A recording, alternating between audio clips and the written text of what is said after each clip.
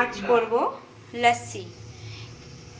লাগছে জিরে, 8টা এলাচ, 10টা গোলমরিচ, 1 চা চামচ জিরের গুঁড়ো, 1 চা চামচ বিট নুন, 2টো দই।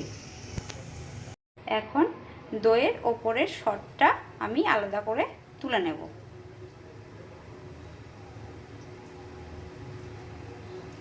এইভাবে দেখো, এইভাবে দুধের ওপরের সরটা আমি তুলে রাখলাম। দইটা একটা পাত্রে নিয়ে নিয়েছি। এবার একটা পাত্রের মধ্যে গোলমরিচটা, জিরে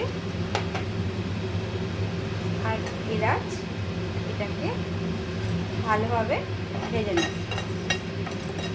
এই ভাজা মশলাগুলো মিক্সিতে পেস্ট করে নেব। এটা একবার মশলাটা পেস্ট করে নিয়েছি, একটু দানা দানা আছে। এর মধ্যেই এই চাট মশলাটা দিয়ে নিতে হবে। এই বিট নুনটা দিয়ে নেব।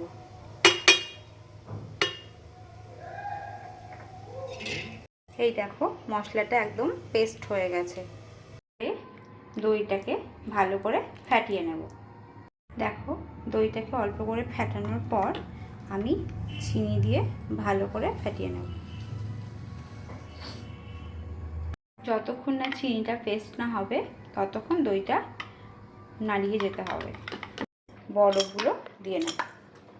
বরফগুলো দিয়ে ভালোভাবে নাড়তে হবে। এই দেখো, লস্যিটা রেডি হয়ে গেছে। এবার আমি সার্ভ করে নেব।